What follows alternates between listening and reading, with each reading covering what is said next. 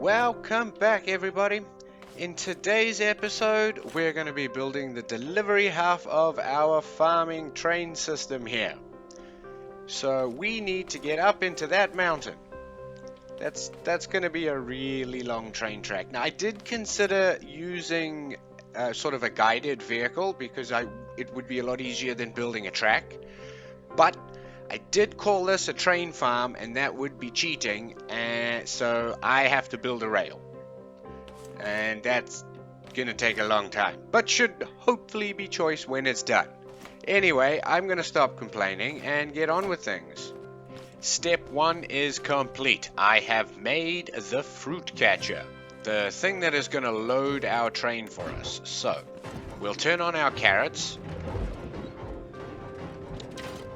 Comes the first crate, and it gets pushed into the train, which is obviously going to be built here, and then goes back for the next one. Now, I can have up to 12 crates produced from my farm each day, so I want my train to be able to take 12 crates. So the loading system is going to work just fine for what I have in mind, I think. Now I've got to do the tricky part, which is build the train. Okay, I have 12 stacks of carrots in the chest. Let's see if my loading system will work. I hope we end up with 6 on the bottom and 6 on the top. Let's see what happens. That's a nice catch. Up it goes. Excellent, and it should load one more each time, pushing it further and further up.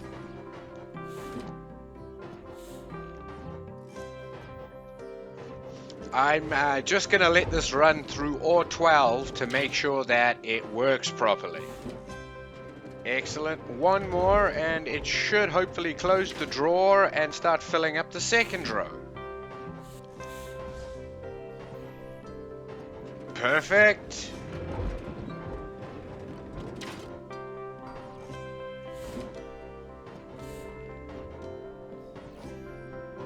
I have noticed quite a drop in my frames since I've started loading this.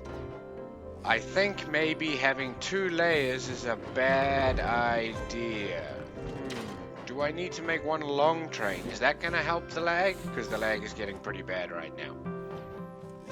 Works beautifully otherwise, it just causes too much lag. Alright, let's try this again with one really long train that should hopefully fit all 12. Then I can delete the top. This is just for testing. I just want to see if the lag comes back. That was working better, but the feed system choked up. I think I need to increase the strength of that piston now. Or just put some proper sides on this trailer.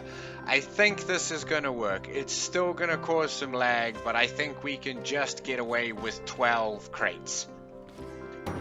I think we've got it all sorted now. They slide along these mesh blocks so easily now. I don't think we're going to have any problem at all getting 12 in here.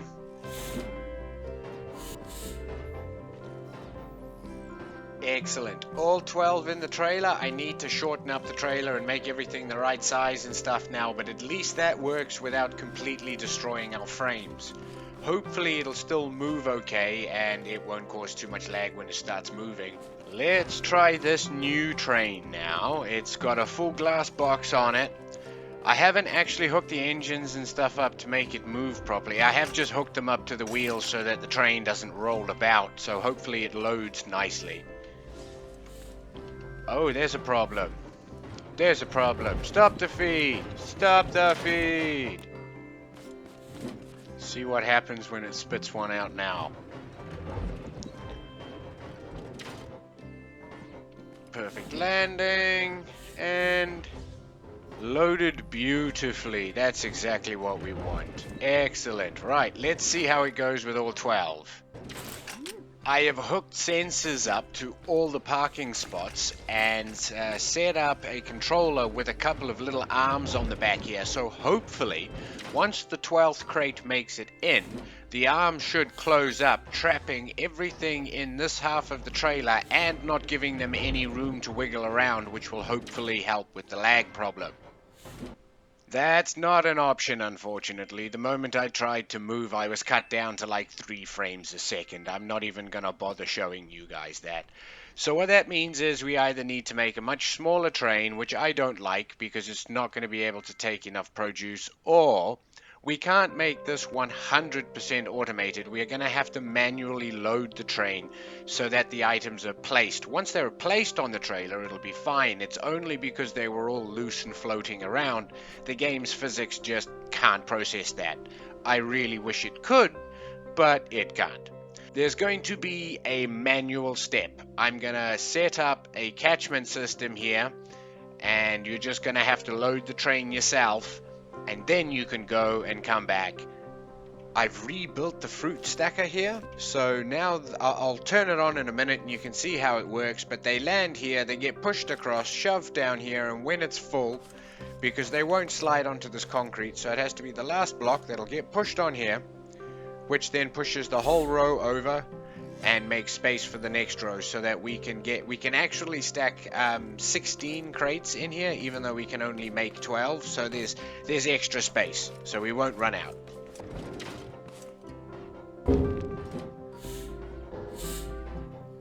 Well, there goes number one. Can we get somewhere with a better view?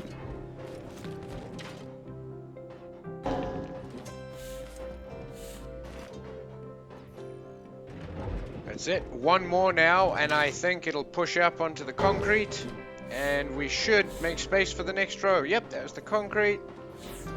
There they come forward. Perfect. Oh, I'm stuck. Now we've made space for the next row.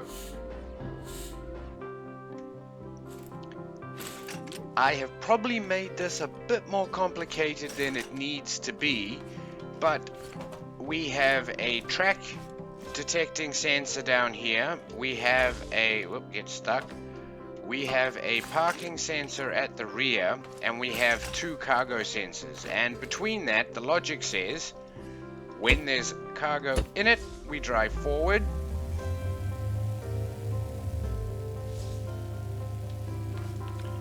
And when we get to the end, this is going to be the trader. When we get to the end at the trader, it will automatically stop until we've unloaded, at which point it will automatically start again in a few seconds, 5-second delay, and take us back home.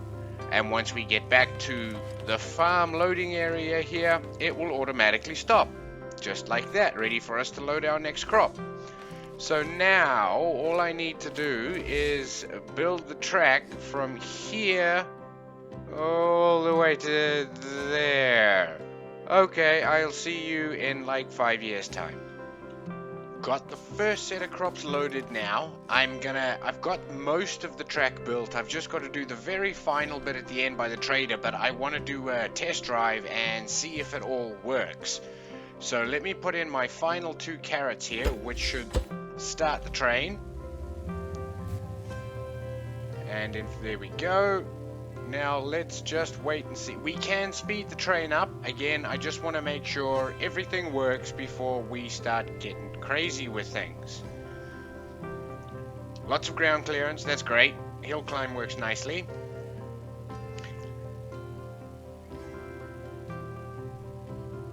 We're coming up to a downhill corner here. This is probably the trickiest corner on the track, because it'll be going down the hill and turning at the same time, I think. Oh no, just enough clearance. But handles it beautifully anyway, no problem at all. Well, does slow down a bit, but that's fine. I don't think we're going to have a problem though. I do have some 2 high sections rather than just 1, so but I think our ground clearance will still be good. Here comes one of the big sections now. Let's see, hopefully we don't bottom out. And the moment of truth. No, we've got miles of ground clearance, no problem at all.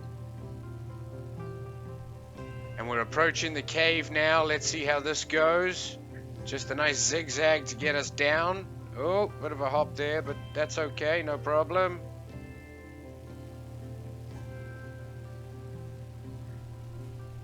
All in all, I think this was a success. We may have to speed the train up though. No, I still think there's plenty of time to do 2 trips in a day, as in there and back in a day, which is all we should do, because the farm should do the rest for us. We should just have to load the train and deliver. That's our only job. Time to cross the pond. I think I've set the end up so that the train should come to a stop. If not, I'm just going to drive off the end and have a big crash, but that's okay. I will fix it all. Now I just need to sort out an automatic button pushing system so that the train can empty itself, and then we really are done.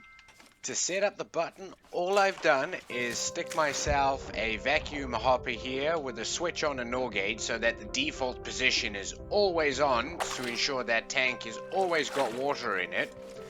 I've then done that run under the ground trick to sneak a concrete connecting pipe all the way down so that we are connected to our switch, which is a timer, and this is all triggered by a sensor here. When the train stops, this trigger starts, and we simply use the water cannon to push the button for us.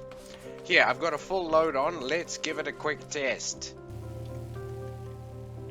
Okay, so here we come. Should automatically stop and unload completely without me doing anything. I'm just going to stand here as proof. Okay? There we go. It's working.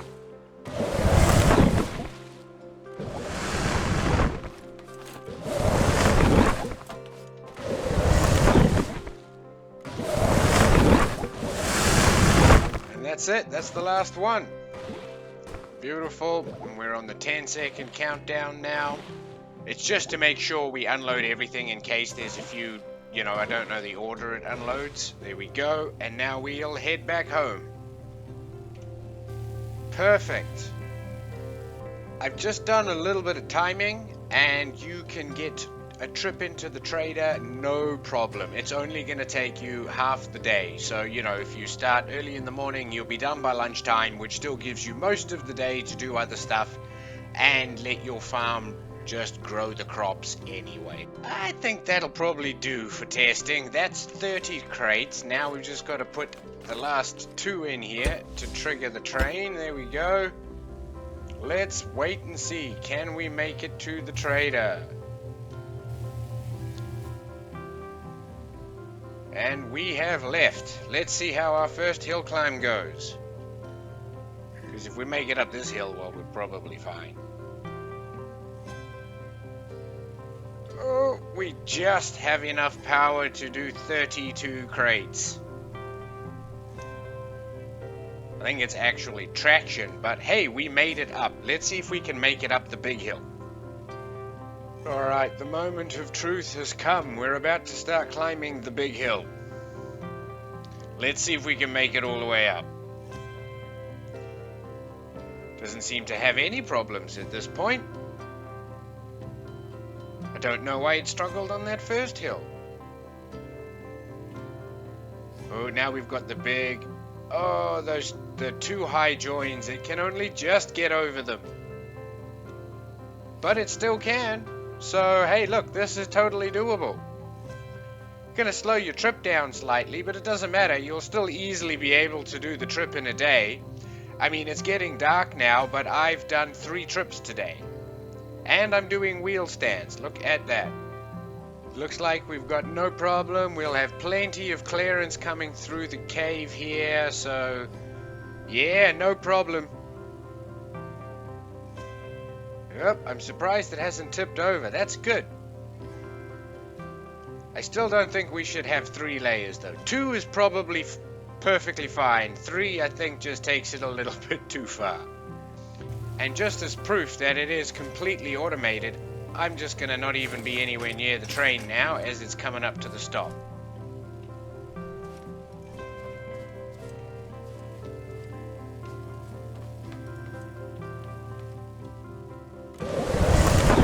Perfect.